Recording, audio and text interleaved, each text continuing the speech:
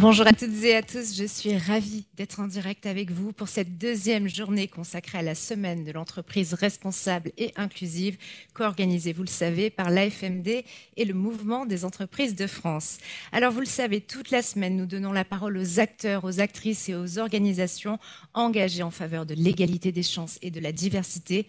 Autant de sujets qui s'inscrivent au cœur même de toute démarche RSE. Et ça tombe plutôt bien puisqu'il s'agit, c'est de la responsabilité sociétale des entreprises que nous allons mettre à l'honneur ce matin à travers 2 temps forts d'échange et de partage. Dans un premier temps, nous allons réfléchir ensemble et voir comment bien structurer et communiquer autour de sa stratégie RSE. Et dans un second temps, nous échangerons avec 2 créateurs d'entreprises ayant eu un impact positif sur la société comme sur l'environnement. Je ne vous en dis pas plus avant de démarrer et d'accueillir nos tout premiers invités. Je vous rappelle que nous sommes en direct depuis la plateforme Imagina sur laquelle vous pouvez également suivre tous nos ateliers. Et pour permettre aux messages constructifs d'essaimer un seul hashtag toute la semaine, le hashtag série 21 comme semaine entreprise responsable inclusive 2021, vous l'avez compris. Et pour cette première table ronde intitulée Comment structurer et communiquer sa stratégie RSE, je suis ravie d'accueillir Agnès Rambaud-Paquin, vice-présidente exécutive de Des Enjeux et des Hommes. Bonjour Agnès. Alors, vous n'êtes pas avec nous en présentiel, mais à distance, et on va échanger dans quelques instants ensemble. Soyez la bienvenue. Mariella Morandi, conseillère économie responsable auprès d'Olivia Grégoire. Bonjour Mariella, soyez la bienvenue. Aurélien Beaucamp, responsable RSE de Page Group. Bonjour. Anne-France Bonnet, présidente de Nova Vista, secrétaire générale, communauté des entreprises à mission. Soyez la bienvenue. Et Lionel Baraban, cofondateur et CEO de l'entreprise Famoco. Alors, merci d'être avec nous. On démarre tout de suite ensemble. Et vous le savez, le Mouvement des entreprises de France publie cette année l'édition du baromètre national de perception de la RSE en entreprise, et ce pour la 3e année consécutive. Alors, ce baromètre met en lumière une certaine méconnaissance des actions RSE des entreprises. Par ailleurs, toujours selon ce baromètre, la proportion des salariés qui disent connaître les valeurs de leur entreprise ne progresse absolument pas. Et j'ajoute, toujours selon ce baromètre, que les salariés sont assez partagés sur l'impact des entreprises sur la société. La proportion d'opinions positives chute fortement cette année. Alors, à l'heure où nous savons qu'une entreprise qui ne s'engage pas, c'est une entreprise qui ne se projette pas et donc qui ne prépare pas l'avenir, comment aider les entreprises à structurer mais aussi à faire connaître leur démarche RSE? Quels sont les différents outils qui peuvent les aider? On va commencer avec vous, Agnès Rambaud-Paquin, puisque vous n'êtes pas à côté de nous ce matin. Je rappelle que vous êtes la vice-présidente exécutive de Des Enjeux et des Hommes. Alors, je vais vous laisser vous présenter, mais juste avant, j'aimerais, si vous le voulez bien, que vous nous donniez votre regard, en fait, votre perception des résultats de ce baromètre. Merci beaucoup, merci de cette invitation. Je suis ravie d'être avec vous aussi ce matin, malgré la distance. Donc moi, j'anime Des Enjeux et des Hommes, qui est un cabinet de conseil spécialisé dans la RSE qui existe depuis une petite vingtaine d'années. Et nous accompagnons des entreprises de toute taille, voilà, des ETI, des startups, des PME. On est une quarantaine de consultants à Paris et en région et filiales depuis un an du groupe EcoCert. Ce que j'avais envie de dire par rapport au résultat du baromètre, c'est que c'est intéressant parce que à la fois cela nous permet de partager un certain nombre de constats, mais aussi surtout de pistes pour agir. Ces résultats corroborent ceux d'autres baromètres. Je pense en particulier à celui de Segos qui est sorti il y a quelques jours aussi, et celui que je fais chaque année chez Des Enjeux et des Hommes, que vous pouvez d'ailleurs consulter sur notre site. Et il est vrai que malheureusement, les résultats progressent peu, et je pense que la chute de certains critères peut être expliquée en particulier par la crise qu'on vient de traverser, enfin, qu'on traverse. On voit bien que les salariés sont de plus en plus concernés par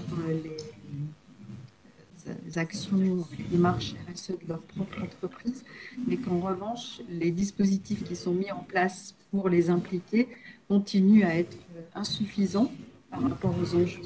Et j'aurais 2 ou 3 points à partager avec vous. Il ressort de l'enquête que nous conduisons aussi chaque année que les salariés attendent 3 principales actions.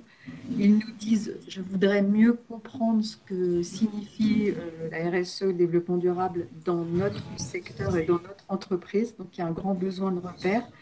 Ils demandent, et c'est leur attente principale, des formations métiers, c'est-à-dire comment l'appliquer quand je travaille au marketing ou à la direction informatique ou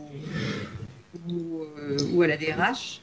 Et enfin, ils souhaiteraient également que leurs managers puissent porter ce sujet dans l'équipe naturelle de travail, ce qui reste encore trop rare. Voilà. Et on voit bien que dans les entreprises, ces sujets restent quand même portés par des équipes assez restreintes, souvent conduits en silo. Et ça, c'est pour l'interne. Et donc, il y a des grands programmes de sensibilisation, formation à déployer. Et par ailleurs, pour ce qui est de l'externe, je pense qu'on va en parler aussi ce matin, mais les dernières études, notamment de Kantar ou d'Avas sur les Meaningful Brands, montrent que les consommateurs ou les clients en B2B sont de plus en plus exigeants aussi sur toutes ces dimensions. Et on observe encore de grands cas de greenwashing. Vous avez certainement vu sur les réseaux sociaux ce qui tourne en ce moment à propos d'une marque de sport qui vient de se faire épingler par le jury de déontologie de la publicité pour des baskets soi-disant 50% recyclées, dont le message et le logo étaient potentiellement trompeurs. D'où la nécessité pour les entreprises de vraiment être transparentes sur leur démarche et de monter aussi en compétence les équipes marketing pour qu'elles soient en capacité de traduire ces engagements dans des campagnes crédibles. Je pense qu'on parlera ce matin, notamment avec Mariella Morandi aussi, de la plateforme impact.gouv Oui. Grégoire qui va dans ce sens. Je suis désolée, mais j'entends un gros sifflement derrière ma prise de parole. Je ne sais pas si vous l'entendez également. Alors nous, tout va bien, mais en régie, le message est passé. On va essayer de régler ce point technique d'ici quelques secondes. N'hésitez pas à nous le dire s'il y a quoi que ce soit. Alors ça, c'était pour l'état des lieux, Agnès Rambaud-Paquin. Mais si la RSE est un levier de performance pour les entreprises, quels sont selon vous les outils à déployer pour que les entreprises puissent concrètement agir et mettre en place une bonne stratégie RSE? Alors, j'en vois deux principaux, d'où d'ailleurs l'outil de priorisation des enjeux qui a été mis en ligne hier, je crois, par le mouvement des entreprises de France. Je pense qu'on ne demande pas aujourd'hui aux entreprises de cocher toutes les cases. Je veux dire, c'est pas possible, ça ne serait pas réaliste. On demande vraiment aux entreprises d'être focalisées sur leurs enjeux spécifiques, compte tenu de leur métier, de leur taille, de leur histoire. Et du coup, il est nécessaire pour elles de bien cerner les enjeux auxquels répondre. Et pour cela, il y a des référentiels internationaux du type GRI, SASB, Bicorp, etc. Mais il était nécessaire de créer des outils plus adaptés aux PME notamment. Et c'est le cas des travaux que nous avons conduits au niveau des mouvements des entreprises de France. Et je pense aussi aux référentiels sectoriels. Nous invitons toujours nos clients à se rapprocher de leur fédération professionnelle pour savoir s'il n'y a pas par hasard un référentiel sectoriel qui a été élaboré. Il y a 40 fédérations professionnelles en France qui se sont lancées, dont 18 qui ont suivi l'expérimentation de la plateforme RSE. Et si je suis dans l'hygiène industrielle ou les matériaux de construction, mes enjeux sont très différents de ceux d'une agence de com, par exemple. Donc, je pense que c'est très important de raisonner secteur par secteur. Et après, je pousserai aussi les entreprises à mener un exercice de matérialité qui consiste à aller interroger les parties prenantes externes, les fournisseurs, les grands clients, etc., les partenaires d'affaires, et à également interroger l'interne et en croisant ces deux regards, à identifier les enjeux les plus pertinents pour l'entreprise, les plus stratégiques. Donc, référentiel pour prioriser les enjeux et exercice de matérialité. Merci Agnès Rambaud-Paquin. J'aimerais avec vous qu'on aborde la question de la raison d'être. De quoi s'agit-il et comment aborder la raison d'être d'une entreprise, bien sûr. Alors, la raison d'être, je pense qu'Anne-France en parlera aussi dans quelques instants, mais il n'y a pas eu de définition réellement très précise donnée par le législateur via la loi Pacte. Mais en revanche, on peut dire que la raison d'être, c'est finalement la contribution sociétale de l'entreprise, c'est l'intention que l'entreprise entend avoir pour relever les grands enjeux, les grands défis de son activité, la raison d'être, c'est une boussole, c'est un cap, c'est comment dire, une direction qui est trouvée par une équipe de direction de COMEX dans une entreprise et qui réfléchit avec une vision long terme aux enjeux qu'il va falloir adresser dans les 10, 15, 20 années à venir. C'est un exercice qui est profondément stratégique, c'est en tout cas comme ça on l'entend nous et qu'on le positionne chez nos clients. C'est très très loin d'un simple exercice de communication, d'une signature dans le cadre d'une plateforme de marque. Et c'est un travail qui est assez nouveau, assez inédit. Je pense que les entreprises françaises n'étaient pas très familiarisées avec ce type d'exercice. Et ce que je trouve très intéressant, c'est que ça a permis de faire remonter les sujets de RSE au plus haut niveau dans les entreprises, parce que quand on travaille sur sa raison d'être, on travaille au niveau d'une équipe de direction des actionnaires, des conseils d'administration. Et donc, c'est un véritable levier de transformation. En tout cas, c'est comme ça qu'on essaie de l'accompagner chez nos clients. On parle de raison d'être transformative. Très bien. Est-ce qu'il y a un bon moment pour déployer sa raison d'être? Euh, on pourrait dire qu'au moment de la création d'une entreprise, s'il s'agit par exemple d'une start-up, c'est finalement l'idéal parce que c'est ce qui va nous donner ce cap, cette boussole pour les années à venir. Je ne suis pas sûre qu'il y ait un bon moment.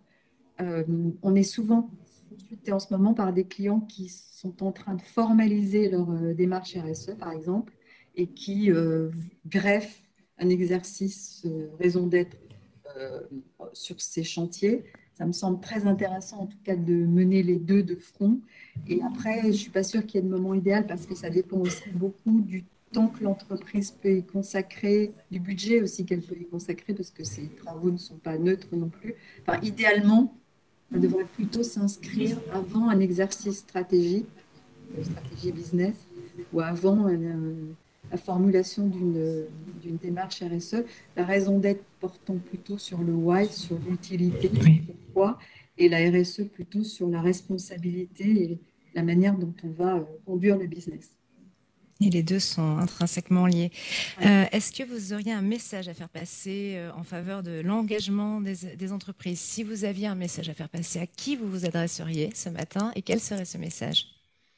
Alors, je m'adresserai à toutes les entreprises de toute taille et de tout secteur. Moi, j'ai envie de dire qu'il ne faut pas attendre parce qu'il me semble plus simple de conduire ces exercices quand tout va bien, entre guillemets, sans y être contraint par une législation qui tout d'un coup devient très drastique ou par un grand client qui change ses critères d'appel d'offres. On a souvent croisé par le passé des entreprises qui étaient obligées de conduire euh, illico, presto, une démarche parce qu'elle s'y était prise trop tard et qu'il fallait qu'elle soit au rendez-vous de leur grand compte. Donc moi, j'aurais envie de dire, allez-y à votre rythme, mais démarrez ces chantiers dès maintenant. Très bien. Merci Agnès Rambaud-Paquin. Vous restez avec nous? Ah oui, avec plaisir. Merci beaucoup. Aurélien Beaucamp, vous êtes responsable RSE de Page Group. Alors, je vais vous donner la parole. Quelques mots d'abord peut-être pour présenter votre activité et Page Group. Oui, bonjour. Tout simplement pour présenter, moi je suis Aurélien Beaucamp, je suis responsable RSE du cabinet Page qui est composé de divers marques, Page Personnel, Michael Page, Page Assessment, etc., etc. On est une entreprise qui travaille sur l'environnement du recrutement et du conseil RH d'une façon très large, plutôt sur des profils cadres auprès de tout secteur et j'ai envie de dire de tout métier sur lesquels on peut travailler. Moi, je suis un ancien opérationnel. Je pilotais en fait une expertise non-profit. Donc, je travaille uniquement pour des associations, fondations, ONG, organisations professionnelles. Et puis, c'est vrai que la RSE sur ce secteur-là, en tout cas pour tout ce qui est droits humains, diversité, inclusion, par exemple, c'est un sujet qui est quand même essentiel. Donc, assez naturellement, je suis parti sur ces sujets-là. Mais je pense on en reparlera après. Mais chez Page, c'est quand même des sujets qu'on porte depuis une bonne dizaine d'années. Mais je pense qu'on aura l'occasion d'y revenir. Oui, justement, on va en parler tout de suite parce que dans le cadre de cette semaine autour de l'entreprise responsable et inclusive, que faire concrètement en matière de RSE? Quelles actions mener pour garantir la diversité dans le recrutement? Alors ça, c'est une large question. J'ai envie de dire, c'est pas nouveau. C'est pas parce qu'on parle de RSE aujourd'hui, qui est un terme très acronyme en tout cas très à la mode, qu'on s'est arrêté à ces sujets-là. Peut-être faire un petit peu d'histoire en parlant du début des années 2000 où effectivement il y a eu quand même énormément de mouvements de la part des candidats, de la part des clients, de la part des cabinets de recrutement de manière générale pour faire avancer les choses. On a une époque aussi où il y a une énorme digitalisation, on commence à travailler sur des bases de données, donc ça c'est un changement quand même assez important en termes de paradigme. Et puis une obligation qui arrive à la fin des années 2000 de former l'ensemble des intervenants RH, notamment en termes de recrutement, sur la lutte contre la discrimination. En gros, comment recruter sans discriminer. Chez nous, chez Page, c'est un sujet qu'on a porté depuis 2003, si je ne me trompe pas, ou 2002. Et on n'a pas attendu la fin des années 2000 justement pour porter ces sujets-là, sachant qu'en fait c'est un sujet comme pour la RSE qui doit être porté à mon avis à tous les niveaux de l'organisation. Si au niveau de la gouvernance, au niveau d'une direction générale, ce n'est pas porté, ça ne peut pas marcher. Si derrière ça on n'a pas l'engagement des collaborateurs, ça ne peut pas marcher non plus. Si on n'a pas, j'ai envie de dire, l'avis de l'environnement dans lequel on évolue, les fameux stakeholders dont on parle toujours, que ce soit des investisseurs, Agnès l'a rappelé tout à l'heure, que ce soit des clients, que ce soit des consommateurs, que ce soit les candidats auxquels on s'adresse, ça ne peut pas fonctionner. Quand on porte un sujet, pour éviter de se faire, j'ai envie de dire, traiter de good washing ou de purpose washing, l'idée c'est de parler à tout le monde, de dire ce qu'on fait et de faire ce qu'on dit. Il ne suffit pas d'avoir des belles paroles en disant effectivement nous allons lutter contre la discrimination, nous allons promouvoir l'égalité des chances, nous allons travailler à ce que les profils de personnes vivant avec un handicap soient visibles. Pareil pour la question LGBT, pareil pour l'égalité homme-femme. Si vous ne proposez pas des actions très concrètes, ça ne peut pas fonctionner, très clairement.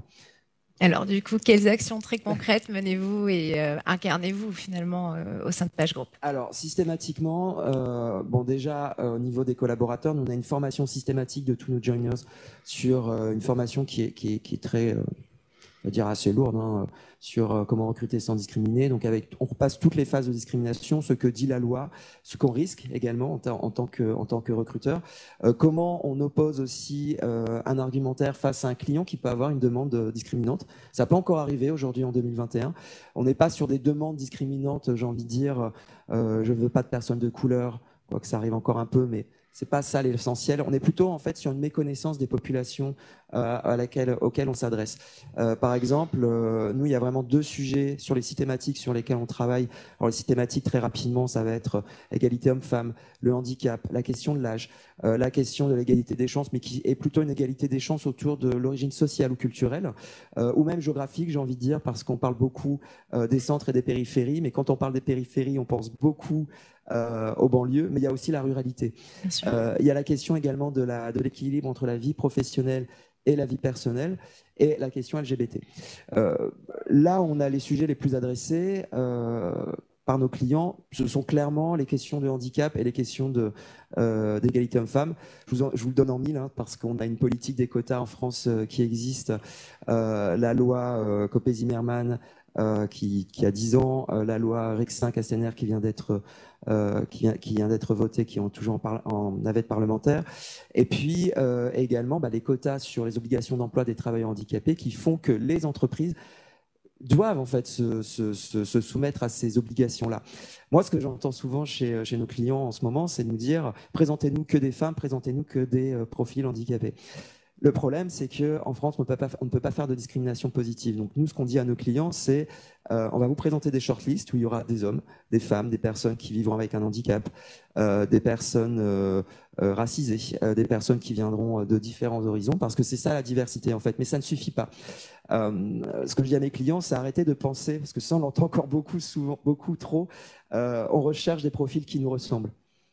Bon, quand on dit ça ne veut pas dire grand-chose en fait, mais on peut imaginer que des entreprises vont recruter en fait un profil qui aura tel type de formation, et souvent, ça je le rajoute, une école en particulier, parce qu'on va faire plutôt du clonage, j'ai envie de dire, et recruter et j'ai envie de dire, se rassurer quelque part avec des profils qu'on connaît déjà, donc le sien, avec, par exemple, je sais pas, un premier parcours dans le conseil, peut-être une expérience dans l'international, et puis ensuite un retour en entreprise finale. Mais j'ai envie de dire, quand on fonctionne comme ça, finalement, on discrimine déjà, pour le coup, parce qu'on va chercher uniquement un type de profil, et derrière ça, on va exclure énormément de personnes. Moi, ce que je dis aujourd'hui, c'est que, et ça va faire le lien avec ce que disait Agnès, pour être performant au niveau d'une entreprise, il faut de l'altérité.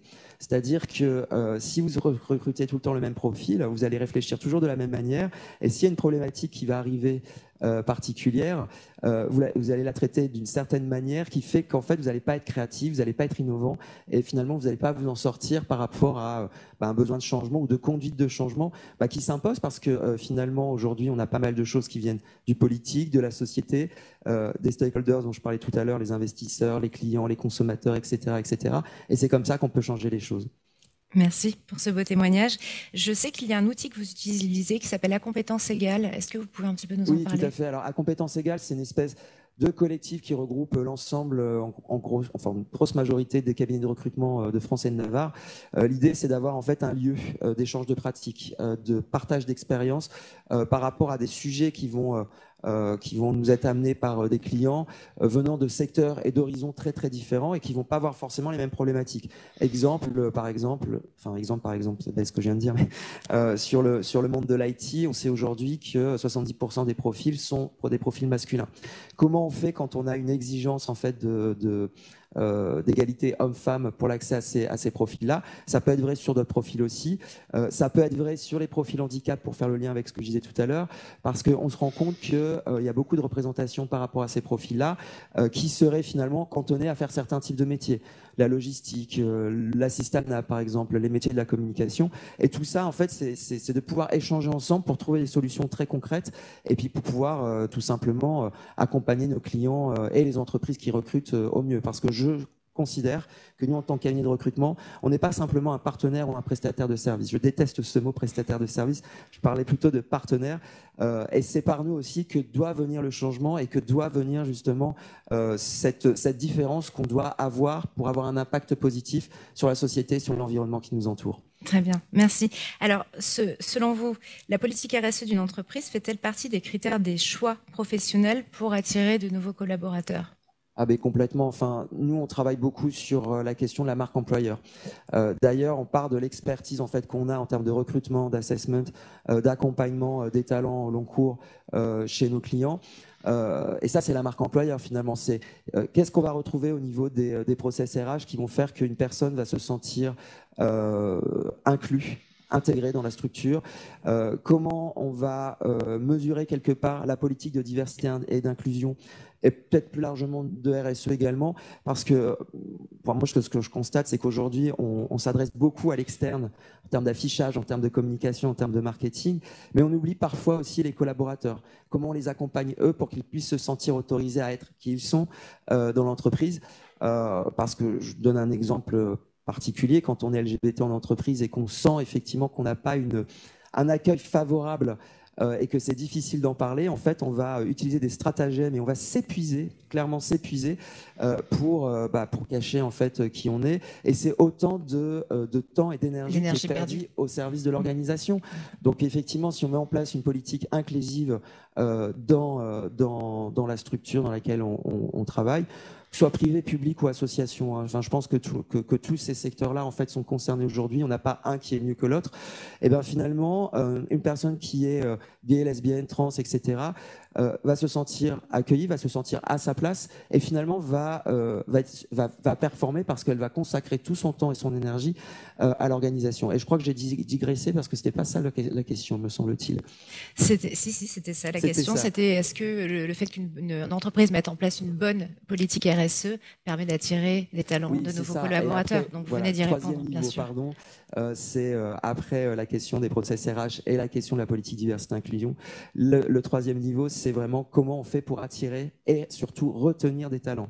Parce que je crois que c'est à vous que je disais ça tantôt. en fait, quand on parle de politique diversité inclusion, l'entrée principale, on pense toujours au recrutement en fait. Sauf que derrière ça, si on met pas la politique de diversité inclusion en place dans l'organisation, avec une vraie communication, de la pédagogie sur divers sujets, le handicap, les LGBT, la question du comment on va répartir son temps de travail par rapport à sa vie privée, ça peut pas fonctionner. Je vous avais donné un exemple, il me semble, sur les profils handicapés. Aujourd'hui, 75% en fait des candidats qui se présentent en entretien, que ce soit en cabinet de recrutement ou en entreprise, ne diront jamais qu'ils vivent avec un handicap. Pour 3 raisons. La première, c'est que finalement, je pense qu'ils ont bien intégré pendant des décennies qu'ils étaient discriminés. Donc ça, c'est un premier sujet. Le deuxième sujet, c'est de dire que finalement, elle ne voit pas forcément l'intérêt d'en parler parce que l'entreprise ne met pas en place des dispositifs justement pour parler du handicap, pour expliquer ce que c'est, pour mettre en place peut-être des ateliers aussi pour que tout à chacun puisse considérer la problématique tout simplement. Et le troisième sujet, c'est que pour une personne handicapée, il n'y a pas forcément beaucoup d'accompagnement par les entreprises qui sont souvent dépourvues en fait par rapport à des structures comme je sais pas la GFIP ou d'autres structures d'État. C'est parfois difficile en fait de faire le lien entre elles. Je suis pas en train de dire que la GFIP ne fait pas son travail, hein, bien au contraire, mais c'est tellement large et c'est tellement lourd comme sujet qu'il y a une certaine perdition. Et donc si forcément en termes de recrutement et en termes d'intégration ça ne suit pas derrière, ça ne peut pas fonctionner. Très bien, merci Aurélien Baucan. Une dernière question avec vous, on parlera des ODD avec Lionel Baraban tout à l'heure, mais juste, je sais que PageGroup est membre du Global Compact. Quel est le lien entre ODD et RSE ? Je pense que les ODD sont au service de la politique RSE de l'entreprise, tout simplement. Ça permet d'avoir, j'ai envie de dire, un certain chemin de fer, une ligne de direction en se positionnant en fait sur quelques objectifs de développement durable. Je suis pas sûr, enfin je pense que vous en parlerez mieux que moi, mais je suis pas sûr qu'il faille s'occuper de tous les ODD. Enfin nous par exemple chez Page, on a pris la question de l'environnement, la question de la réduction des inégalités, la question de salaire égalitaire. Les ODD qui vous concernaient finalement directement. Et gender equalities. On va pas aller sur des sujets en fait qui nous concernent pas. On va pas avoir la légitimité pour se positionner. Donc effectivement, c'est un guide. C'est clairement un guide. C'est pas l'alpha et l'oméga de la RSE, mais en tout cas, ça donne de véritables, j'ai envie de dire. Une véritable problématique pour aller là où on veut aller en termes de politique RSE. Très bien, merci Aurélien Baucan. Merci à vous. Alors Anne-France Bonnet, bonjour. Vous êtes présidente de Nova Vista, secrétaire générale communauté des entreprises à mission. Peut-être quelques mots pour vous présenter ? Oui, merci beaucoup. Je suis ravie d'être là aussi ce matin. En quelques mots, donc je m'appelle Anne-France Bonnet. J'ai créé il y a une quinzaine d'années un cabinet qui s'appelle Nova Vista. Donc on accompagne les acteurs économiques et les acteurs d'intérêt général sur leurs enjeux liés à la responsabilité. On travaille en particulier au-delà des politiques de RSE depuis 5 ans maintenant sur les sujets de raison d'être et de mission et aussi sur les stratégies d'impact. Ma deuxième casquette, c'est en effet la communauté des entreprises à mission. Donc pour le dire très succinctement, j'ai croisé la route des mines ParisTech en 2015 qui nous avaient parlé de leur concept de société à objet social étendu, qui est en fait la préfiguration de la société à mission française. Et quand on a vu en 2017 que le cadre allait sortir dans la loi, on s'est dit les acteurs économiques vont avoir un objet semi-fini à leur disposition, créons une communauté de pairs, donc d'acteurs économiques intéressés par le sujet, pour donner du contenu à ce cadre de loi. Et la particularité de la communauté, c'est qu'elle est très entourée par l'univers de la recherche, qui challenge en permanence les travaux des dirigeants qui sont sur ce chemin. Alors, on va parler évidemment avec vous des entreprises à mission, mais juste avant, une réaction peut-être sur tout ce qui a été dit depuis le début de cette table ronde. Ce que je trouve très intéressant et en même temps un peu vertigineux, c'est pour des dirigeants de TPE-PME, quelle est l'articulation entre cet acronyme étrange qui est la RSE et cette nouvelle proposition de raison d'être et de mission. Donc j'en dirai quelques mots, après c'est un choix qu'ils doivent faire, comme le disait Agnès très justement.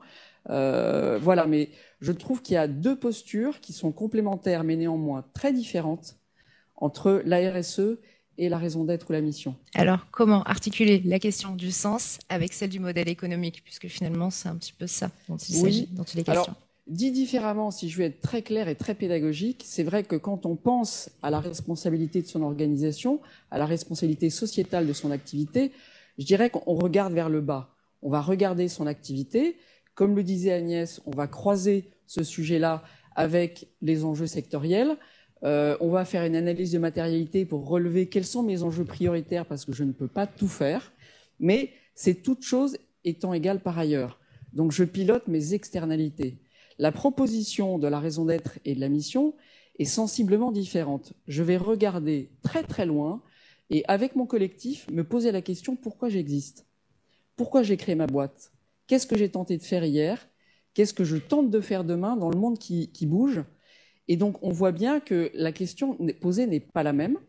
Donc après, dans l'exigence que ça, que ça pose aux dirigeants d'y aller ou de ne pas y aller, c'est engager le collectif sur la réflexion.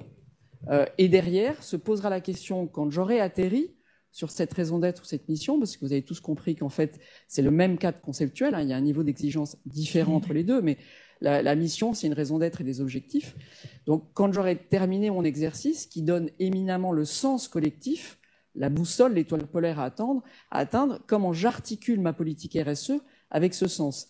Mais de façon très factuelle, un dirigeant qui se dote d'une raison d'être ou d'une mission, il a dans son discours et dans sa vision quelque chose d'extrêmement connecté, alors que c'est très compliqué pour un dirigeant de s'exprimer de façon naturelle sur sa politique de RSE. On n'est pas aidé par l'acronyme, qui est moche, mais voilà, donc quelqu'un qui a pensé avec son collectif la raison d'être et la mission, tout devient extrêmement naturel, puisqu'on est bien d'accord, c'est positionné au-dessus de la stratégie, la raison d'être et la mission, et la RSE est un des leviers, mais pas que.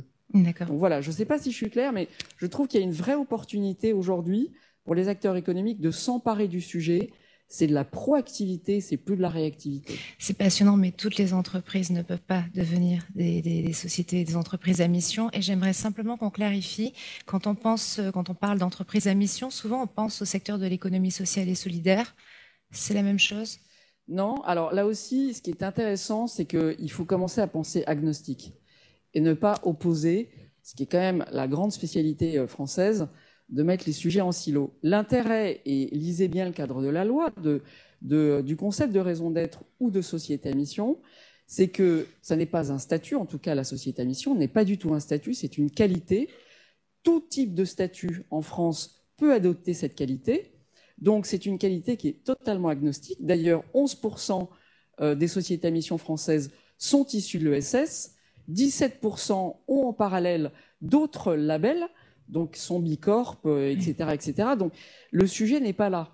Donc, c'est en ça que c'est une innovation juridique qui n'enfreint pas la liberté d'entreprendre, qui ne s'oppose pas à des corpus préexistants, si je puis dire, et donc, en fait, qui tire une ambition et un collectif. L'entreprise se met elle-même en tension sur les combats qu'elle a choisi de mener. Et donc, je le rappelle, des SAS, des mutuelles, des ESUS, TPE, PME ou grands groupes. Donc, c'est un modèle dont il faut s'emparer. Vous disiez tout à l'heure, toutes les entreprises ne peuvent pas être sociétés à mission. Si, même une TPE, donc vous venez de le dire. Bien sûr. Aujourd'hui, 65% des sociétés à mission sont des TPE-PME de moins de 50 salariés. Aujourd'hui, les 300 sociétés à mission françaises couvrent à peu près 500 000 salariés en France. Donc, c'est vrai qu'il y a quelques grands groupes, qu'elles soient cotés ou familiales ou mutuelles, qui tirent le nombre de salariés. Mais ça n'est pas réservé à une taille ou à un secteur particulier. Il s'agit bien d'une vision et charge après au niveau de maturité. Il y a certaines entreprises cotées qui ont des problématiques tactiques, il faut embarquer les actionnaires, donc elles ne sont pas encore prêtes tout de suite à adopter cette qualité-là. Donc, d'avoir une raison d'être et des principes associés peut être une marche intermédiaire pour, derrière, adopter définitivement ce statut-là. Mais je recommande à tous de s'y intéresser vraiment, que ce soit sur la marche de la raison d'être ou sur celui de la mission, parce que ça change le mindset, ça crée une dynamique interne très forte et ça embarque l'écosystème aussi. Rappelons-nous, ce n'est pas une question de course sans fin à la vertu dont on est en train de parler, pas du tout. C'est vraiment de se dire, dans le monde de demain qui bouge beaucoup, comment moi j'ai envie d'être agile, comment moi j'ai envie de m'ancrer dans mon écosystème, un écosystème qui va me soutenir dans ce que j'ai envie d'arriver à réussir. Et donc, il ne s'agit pas de vertu, il s'agit d'agilité et d'ancrage dans un écosystème et dans les défis qui nous concernent tous. C'est juste de la sagesse et du pragmatisme, en fait. Très bien. Alors, quels sont, après tout ce que vous avez dit, quels seraient les freins pour un patron d'entreprise? Voilà. Les points de blocage principaux, quels sont-ils selon vous? Le frein, quand même, Agnès et moi, on connaît bien le sujet, c'est quand même le temps. Le frein, c'est d'accepter sur du soft, pour un collectif, d'y mettre de l'énergie et du temps. Quand on pense à son projet d'entreprise, c'est pas en 2 coups de cuillère à peau, c'est pas sur un coin de table et c'est pas à 3 personnes qu'on va le faire.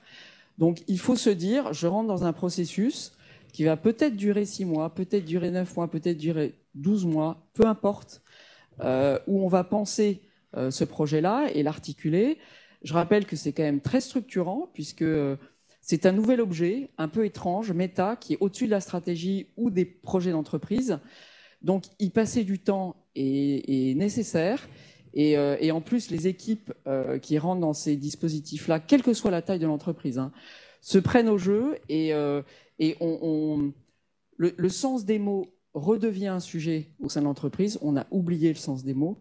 Et donc, collectivement, de se réapproprier le sens des mots, de le travailler, parce que la virgule devient méga importante collectivement, derrière ouvre un souffle qui redonne une dynamique très forte. Donc, je dirais, premièrement, le temps. Deuxièmement, les dirigeants, évidemment, sont extrêmement impliqués. Donc, ce n'est pas une affaire uniquement des collaborateurs, donc c'est l'affaire de tous. Donc, accepter de rentrer dans le jeu. Et puis, l'itération, qui est liée au temps. On est dans l'itération, c'est une montée en conscience collective, ça n'est pas simple. Sinon, ça fait 50 ans qu'on l'aurait fait. Donc, voilà, accepter d'itérer collectivement, d'avoir un processus simple. Mais c'est accessible des TPE aux très grands groupes, ça n'est pas le sujet là. Et voilà, il faut que le dirigeant le sente et se dise ça va m'amener de la valeur et ça va amener une dynamique collective. Et voilà. C'est très clair. Vous venez de dire un des freins, c'est que les dirigeants doivent vraiment s'impliquer. Est-ce que vous pensez que les dirigeants sont suffisamment formés aujourd'hui à tous ces sujets-là? Sensibilisés peut-être, mais formés? Alors, je pense que le mot de formation n'est pas forcément adapté. Je pense que tous les dirigeants sentent, alors certains depuis longtemps, d'autres plus récemment, qu'il ne s'agit plus d'un sujet de course sans fin à la vertu. Je le rappelle. C'est bien. Ce qui est très compliqué au niveau cognitif, c'est qu'on pense qu'il y a le bien et le mal. Ça n'est pas le sujet. En fait, ça n'est pas le bien ou le mal. C'est inscrire mon entreprise dans le monde d'aujourd'hui et de demain. Donc ça a été très compliqué quand même. Dans les 20 dernières années, beaucoup de dirigeants pensaient que c'était une histoire de bisounours ou une histoire de communication et qu'il fallait, à côté du business, gérer les externalités gentiment et continuer à faire son business comme avant. Je trouve que la crise du Covid a été un formidable accélérateur de ces sujets-là. On le voit, les entreprises très ancrées dans leur écosystème ont très bien résisté. Donc c'est une question d'agilité, de perception, d'ancrage. Donc c'est des gens qui vont vite, qui sont agiles, qui sont protégés et qui ont ce sens fin de l'utilité. Quand je dis l'utilité, à nouveau, ça n'est pas un sujet de bisounours. C'est de penser finement l'utilité de mon projet au regard de la société. Donc, ce n'est pas une question de formation, je pense que c'est une question, et je me mets dans le lot, de monter en conscience, en fait. Donc, et je pense qu'à nouveau, il faut y aller maintenant. On le voit bien, le push qu'il y a au niveau européen, là, sur la dimension normative, et qui va arriver début 2023 pour l'ensemble des entreprises et qui va descendre. C'est-à-dire qu'aujourd'hui, c'était que les entreprises cotées, ça va descendre très vite. Donc, il faut que les dirigeants s'en emparent. Ça n'est pas une question de formation uniquement. Parlez-en avec vos pairs, discutez-en entre vous. Oubliez l'histoire de la vertu, pensez agilité, pensez résilience, pensez intelligence et pensez exhaustif. Et discutez-en entre pairs. Il n'y a rien de mieux pour se convaincre. Très bien, le message est passé. Dans quelques instants, nous allons parler des questions de réglementation avec vous, Mariella Morandi. Une dernière question pour vous. Dire que l'entreprise de demain serait à l'image du mariage entre le social et le business, Est-ce que c'est un discours bisounours, justement, ou un peu qui relève de l'utopie, ou est-ce que c'est plutôt de la prospective? C'est compliqué pour moi de vous répondre, parce que évidemment, j'ai une conviction. Je pense que l'entreprise de demain est celle qui est éminemment connectée à son écosystème, à la société qui l'entoure. Point. Après, on a tout dit quand on a dit ça. Très bien, ce sera le mot de la fin. Mariella Morandi, vous êtes conseillère économie responsable auprès d'Olivier Grégoire. Bonjour, bienvenue. Première question, vous avez développé la plateforme Impact Gouv. Pourquoi et quelles sont les ambitions de cette plateforme? Bonjour à tous. Merci beaucoup déjà au MEDEF pour cette invitation et de me donner l'occasion de parler donc de cette plateforme qui est un des gros projets de notre secrétariat d'État. Alors, je vais disons, classer les raisons et ambitions en deux parties. La première, c'est l'aspect politique publique et la seconde, ce sera un volet très économique business. Au niveau sur la partie politique publique, nous, on a un secrétariat d'État qui a été créé il y a un petit peu plus d'un an maintenant, et c'était un portefeuille très inédit avec, d'un côté, l'économie sociale et solidaire qui avait déjà eu des portefeuilles ministériels, et de l'autre, l'économie responsable, donc, qui est la partie du portefeuille dont je m'occupe, et qui recouvrait peu ou prou la RSE, la finance durable, le développement durable dans les entreprises, etc., qui étaient des sujets qui intéressaient beaucoup Olivia Grégoire depuis qu'elle s'était investie dans la loi Pacte. Donc, le premier intérêt en politique, puisque je suis là, je vais quand même parler un petit peu de politique, pour nous, c'était d'avoir une plateforme qui nous permette de mettre en œuvre et de développer un discours politique qu'on avait sur la RSE et l'ESG, et de dire que tout simplement, c'était un sujet important, c'était un sujet d'avenir, et c'était un sujet éminemment politique pour des raisons notamment de souveraineté et de compétitivité économique sur lesquelles on viendra. La deuxième raison politique, c'est en fait tout simplement la cohérence avec les politiques publiques. On a parlé tout à l'heure des ODD. Les ODD, c'est des cadres qui normalement sont définis au niveau des États, mais quelle est la contribution des entreprises, du secteur privé aux objectifs collectifs, sociétaux qu'on se fixe en démocratie. Donc c'est aussi un outil qui permet tout simplement de mesurer l'implication du secteur privé à ces objectifs, puisque en fait, du coup, je suis partie du présupposé que tout le monde connaissait la plateforme, mais la plateforme Impact, elle permet à chaque entreprise volontaire de publier des indicateurs ou ses pratiques liées à la RSE ou des indicateurs de performance sur les volets sociaux, environnementaux et de gouvernance. Le troisième point sur la cohérence avec le troisième point politique, c'était d'avoir un outil qui nous permette de formaliser et de défendre la vision qu'on avait de l'ESG. Donc, premier point, c'était non, on ne voulait pas de label d'État. Il y a eu beaucoup de débats là-dessus. Est-ce que l'État doit avoir ce rôle de labellisation ou notation des entreprises? Enfin, pour nous, l'État, il fixe le droit, il fixe les règles. Il est en charge de les faire respecter. Par contre, tout ce qui relève du volontaire, c'est pas du tout à l'État de donner des bons ou des mauvais points aux entreprises. Donc notre démarche, notre politique publique en matière de RSE, c'est de dire l'important en fait c'est la transparence. À partir du moment où on est sur des démarches volontaires, ce qu'il faut c'est de la transparence, c'est de la open data et de la standardisation, mais aussi de la non standardisation sur certains sujets qui par construction ne peuvent pas être standardisés.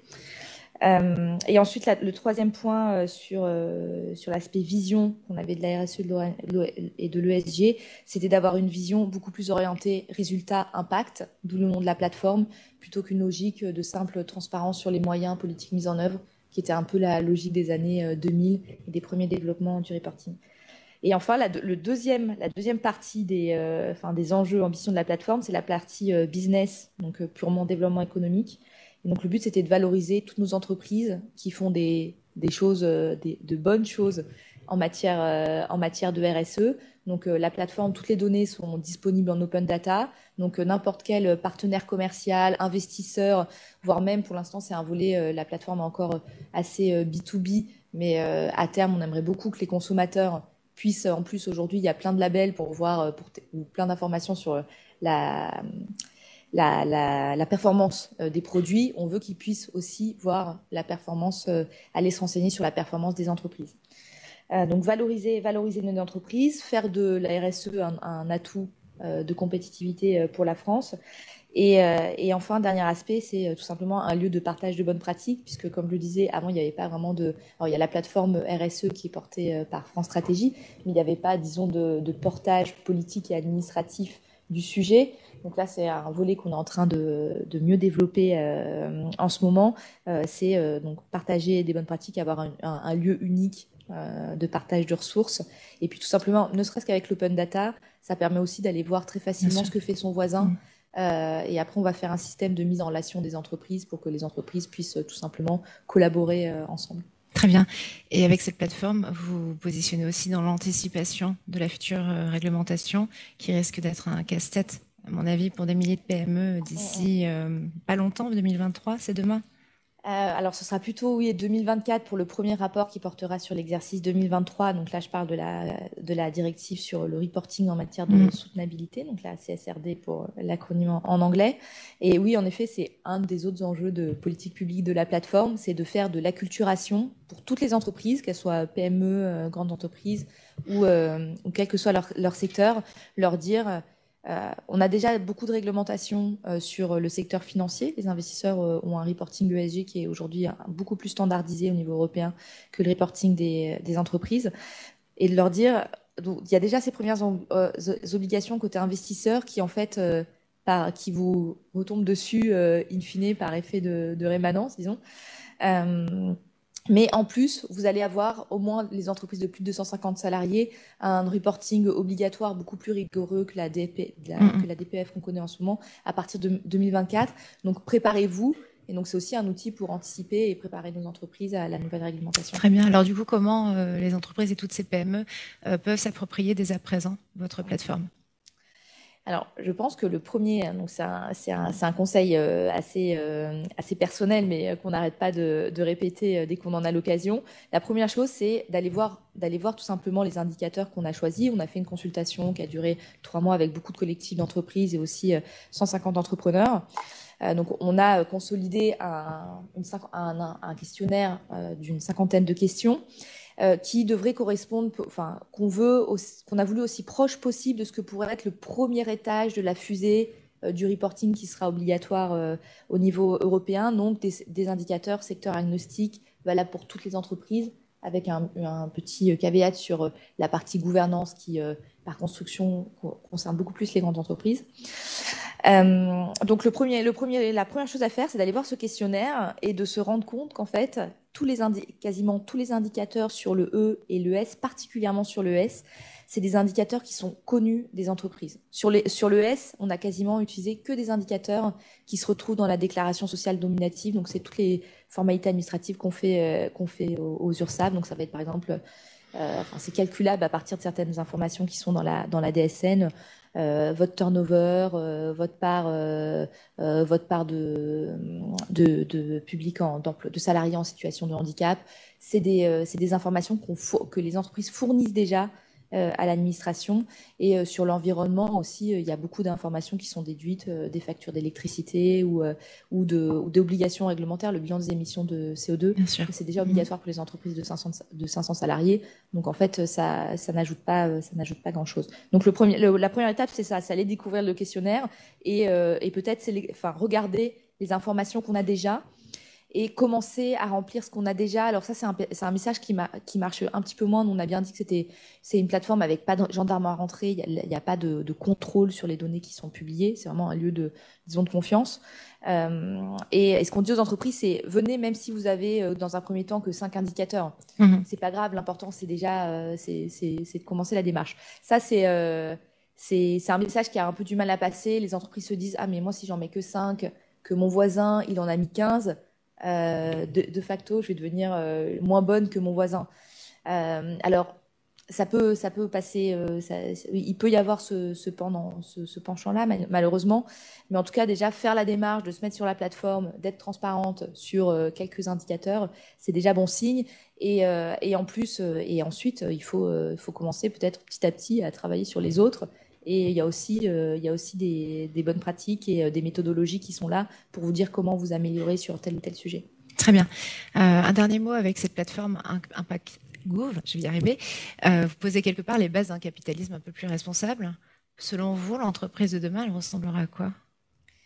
Alors, je crois qu'on en a parlé enfin, tout le monde l'a un petit peu dit. Le futur de la RSE, c'est clairement le volet contribution. Avant, on était sur une RSE qui était sur maîtrise des externalités. Maintenant, avec la raison d'être, l'impact, c'est qu'est-ce que l'entreprise apporte à la société. Donc, clairement, enfin, pour moi, l'entreprise de demain, c'est une entreprise qui fait ce travail sur sa raison d'être, qui en a une et qui met en place des bons outils de suivi et des bons outils d'engagement de cette raison d'être, de mise en œuvre de cette raison d'être au sein de l'entreprise. Très bien, merci Mariella. Lionel Baraban, je m'adresse à vous maintenant. Bonjour. Bonjour. Alors, vous êtes cofondateur et CEO de l'entreprise Famoco. Alors, avec vous, on va parler des ODD, mais juste avant, pouvez-vous nous présenter votre entreprise? Avec plaisir. Donc, Famoco est une entreprise, donc c'est ce qu'on appelle une scale-up. C'est une start-up qui a un petit peu grossi. On est présent commercialement dans un peu plus de 50 pays. On fait plus de 60% de notre chiffre d'affaires en Afrique. Notre métier est de fabriquer des appareils mobiles avec de la souveraineté numérique et qui participent à la transaction. Donc, on digitalise des transactions à partir d'appareils mobiles. Et ce qu'on fait en particulier pour les Nations Unies, c'est qu'on digitalise les coupons alimentaires du Programme alimentaire mondial. Et donc, pour le Programme alimentaire mondial, on gère à peu près 60 millions de bénéficiaires dans le monde et on distribue à peu près 2 milliards de dollars par an d'aide alimentaire. Donc, évidemment, ça nous a plongé tout de suite dans ce monde des SDGs ou ODD en français. Donc, voilà ce que fait Famoco. Très bien. Juste avant de parler des ODD, j'aimerais une réaction par rapport à ce que... On parlait des entreprises à mission tout à l'heure avec Anne-France Bonnet. Vous vous sentez proche de l'entreprise à mission aujourd'hui? Alors, j'ai mixed feelings, comme disent les Américains. Quand j'entends tout ça, quand j'entends tout ce qu'on dit là, d'abord, je pense que tout entrepreneur, ce qu'il entend d'abord, c'est contrainte. Donc, il dit contrainte, contrainte, contrainte, et donc il entend warning, warning, warning. Mm-hmm. Ensuite, il entend injonction à penser politiquement correct. Il dit, moi, je pense un peu comme j'ai envie. J'ai pas envie qu'on me dise, il faut penser comme ça c'est bien, ça c'est pas bien, attention. Et donc, tout ça, ça crée un cadre qui m'a l'air, pour un entrepreneur, hyper lourd, pesant, où on m'explique comment je dois penser, comment je dois réfléchir. On me donne des contraintes supplémentaires, des contraintes réglementaires, et tout ça, c'est très compliqué. Tout à l'heure, sans offense, moi je suis un petit peu entrepreneur, un peu pushy, mais on parle de discrimination. Recruter, c'est discriminer. Recruter, c'est discriminer. J'ai pas d'autre. Ouais, quand je recrute tous les jours, je dois faire le choix d'une personne. Donc, fondamentalement, je discrimine. C'est ce que je fais tout le temps. Donc, tout ça, c'est compliqué pour un entrepreneur. Et pour moi,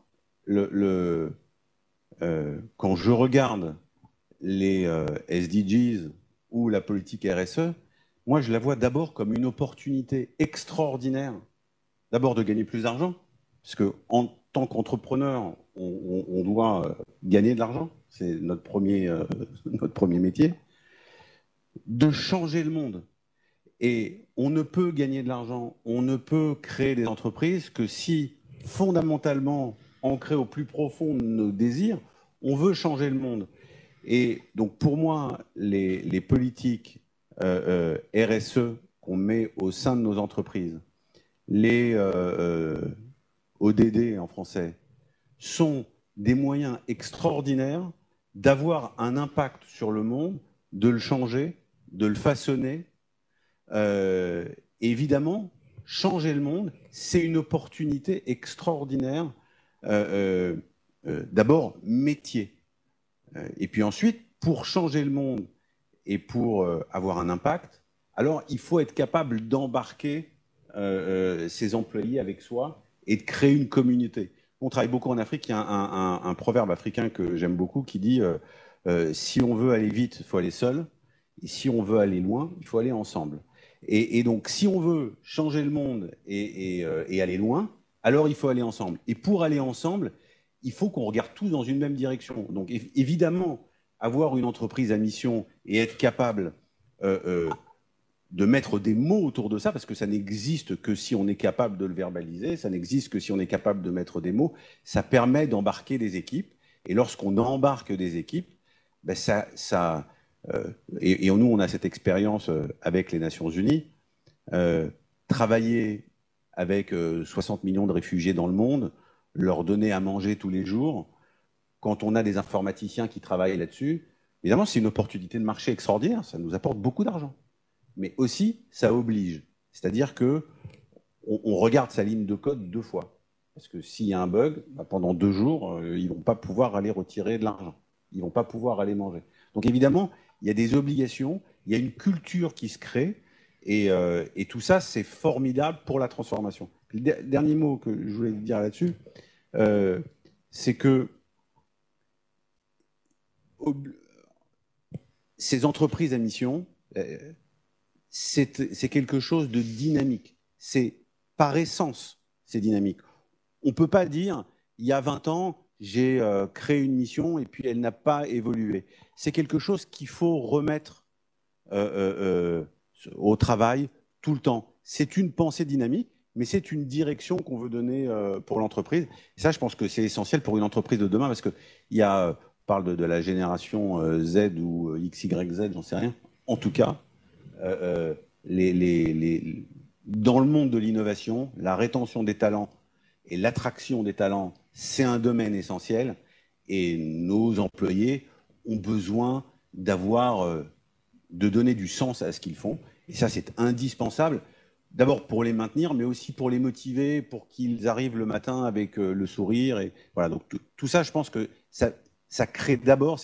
Donc le message que je veux faire passer, c'est d'abord une opportunité pour nos entreprises, une opportunité business. Très bien, merci Lionel Barabor. Je vous ferai tous réagir par rapport à ce que vous venez de dire.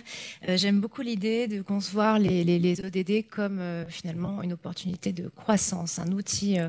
Mais pour ceux qui nous regardent et qui nous écoutent ce matin, selon vous, comment définiriez-vous les objectifs de développement durable? Donc les ODD, pour vous, c'est quoi? Alors d'abord, je vais faire un tout petit peu de pédagogie. Donc je vais prendre mes lunettes et je vais juste les lire une fois, parce qu'on en parle beaucoup, mais voilà, très bien. Il y a énormément de gens qui n'ont jamais entendu parler, qui ne savent même pas ce que c'est. Donc d'abord, pour faire un tout petit peu de pédagogie, donc les ODD, c'est l'Assemblée générale des Nations Unies de 2015 qui a fixé des objectifs de développement durable pour 2030. Donc on est à peu près, on n'est pas encore exactement à la moitié du chemin, mais donc ce sont 17 objectifs. Il y a une association en France qui s'appelle Global Compact, qui est formidable, qui permet aux entreprises de mieux les comprendre, de mieux les communiquer, de les faire siennes. Et donc, ce sont des objectifs. En français et en anglais, vous disiez tout à l'heure, les mots sont très importants. Ce sont des objectifs. Donc, c'est ce vers quoi on doit aller. C'est pas une injonction. C'est un objectif. Injonction et objectif sont deux mots différents. Donc d'abord l'éradication. Donc l'éradication de la pauvreté, la lutte contre la faim, l'accès à la santé. Numéro 4, accès à une éducation de qualité, égalité entre les sexes, accès à l'eau potable, recours aux énergies renouvelables, accès à des emplois décents, bâtir une infrastructure résiliente, réduction des inégalités, ville et communautés durables, consommation et production responsable, lutte contre les changements climatiques, la vie aquatique, respecter la vie aquatique, la vie terrestre, la justice et la paix, et le partenariat pour la réalisation de ces objectifs. Donc, passer des partenariats. Ça, ce sont les 17 objectifs. Et je pense qu'il n'y a pas une entreprise que je connaisse qui ne puisse pas se dire, parmi ces objectifs, il y a quelque chose pour moi. Il y a quelque chose qui me touche. Il y a quelque chose dans lequel je pense, je peux bouger quelque chose.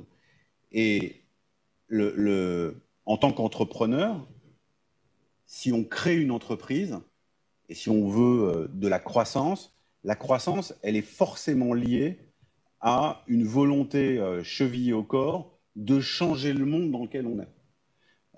Et on le change dans tous nos secteurs d'activité, on essaye de changer ce monde. Et donc, associer à son entreprise, se choisir 1, 2, 3 objectifs de développement durable, ce sont des opportunités métiers. Et je vais donner un ou deux petits exemples. Alors, évidemment, pour nous, la lutte contre la faim. Oui, le lien avec votre PME. Évidemment, donc pour nous, la lutte contre la faim. Mais je vais donner un exemple qui vient de nos salariés que j'ai trouvé absolument extraordinaire. Donc nous, on fait du paiement, on fait du paiement sans contact, on fabrique des appareils qui permettent de payer. Puis là, récemment, on a vu cette crise sanitaire avec la disparition du cash de nos vies. Et on s'est tous rendu compte à Paris que pendant les confinements, comment on dit, les beggars, je sais pas comment dire, je cherche un mot politiquement correct, mais les SDF, voilà, ouais, les mendiants dans la rue, on n'a pas de cash sur soi, on n'a plus de cash. Et puis on avait peur de les toucher, on avait peur de s'en approcher, il fallait de la distanciation sociale, donc on ne pouvait pas les approcher. Et puis on n'avait pas de cash sur soi. Et de quoi ils vivent ces gens-là? Donc en fait, tout le marché de la mendicité a perdu en gros 50% de chiffre d'affaires. Et donc un marché qui a perdu 50% de chiffre d'affaires, donc il y a des gens dans l'entreprise qui se sont dit, mais bon, nous on fait du paiement sans contact, on a des appareils mobiles, il y a peut-être quelque chose à faire pour essayer de régler ce petit problème-là. C'est un problème important, ça peut paraître être un petit problème, ça peut paraître être anecdotique, mais en tout cas, ça nous a permis de réfléchir, d'embarquer tout un tas de salariés sur un projet qui ne se fait pas à 10 000 km de notre siège social, mais en bas de chez nous. Et ça a eu un effet de cohésion pour les équipes qui est très, très important. Et puis, c'est des opportunités de marché. Très bien, merci. C'est très concret comme ça. Vous avez contribué à un guide sur les ODD pour les PME. Et quel nouvel éclairage peut apporter ce guide en fait aux entreprises aujourd'hui? Je pense que le guide permet d'abord de faire ce que je viens de faire là en 2 minutes. C'est d'abord de lire et de prendre conscience de ce que sont ces ODD et d'essayer de faire en sorte que chacune des entreprises en prenne au moins un de ces objectifs qu'elle porte, qu'elle a à cœur. Et je pense qu'il faut essayer de le faire pas simplement comme une injonction morale, mais comme une opportunité de marché. Le monde change, le monde évolue, on le voit tous les jours, et participer à cette évolution du monde, participer à ce changement, pour un entrepreneur, c'est une opportunité de marché. Et donc ça, c'est créateur de croissance. Et si on veut de l'hyper-croissance, alors il faut changer le monde plus vite. Donc allons rapidement vers 2030. Et voilà. Et donc je pense que ces ODD sont de formidables opportunités de croissance. Et si je veux dire encore un dernier mot sur l'international, la voix de la France à l'international, quand on exporte nos technologies, et si je parle pour les technologies du monde de l'information, les technologies du paiement, de la mobilité, on parle de souveraineté des données, on parle de data privacy, on parle d'outils qui nous espionnent, vous parlez tout à l'heure de big data, d'open data.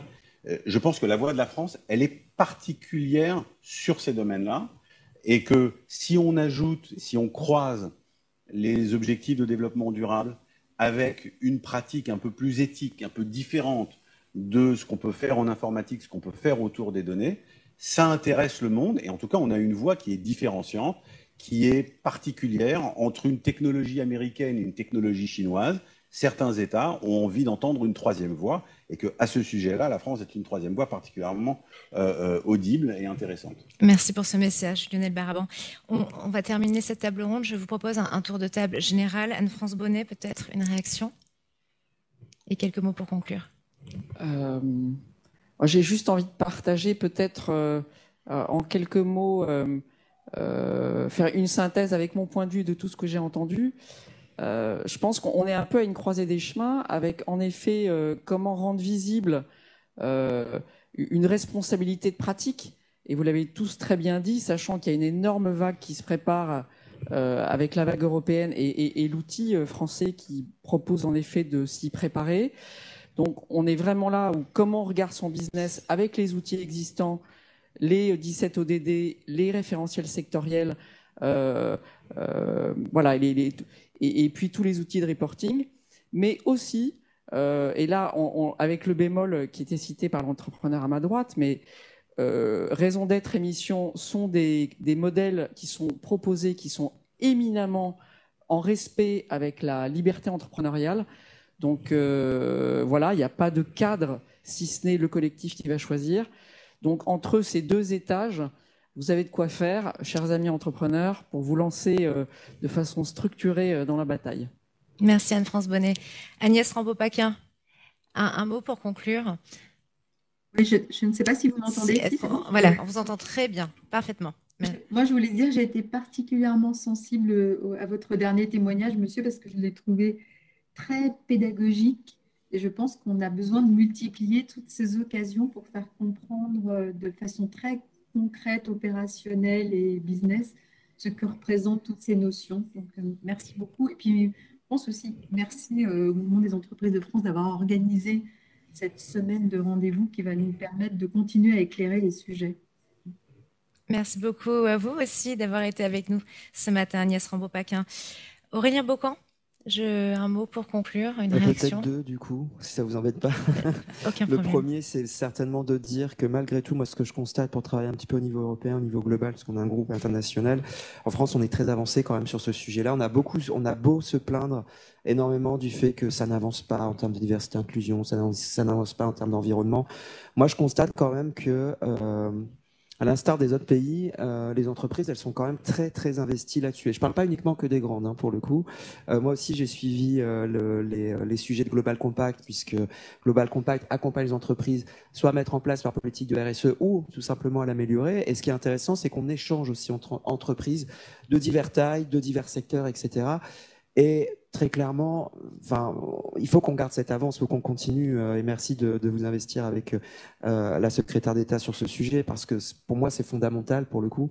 Et puis, deuxième sujet, je pense qu'il faut peut-être aussi relier cette pratique de la RSE, cette pratique de l'entreprise à mission avec des choses très concrètes de terrain, parce que effectivement, comme vous le disiez tout à l'heure, Lionel, quand on parle de ces sujets-là dans l'absolu, bon, ça parle à personne, on se demande à quoi ça va servir, qu'est-ce que ça va apporter à son propre business, qu'est-ce que ça va apporter en termes de développement.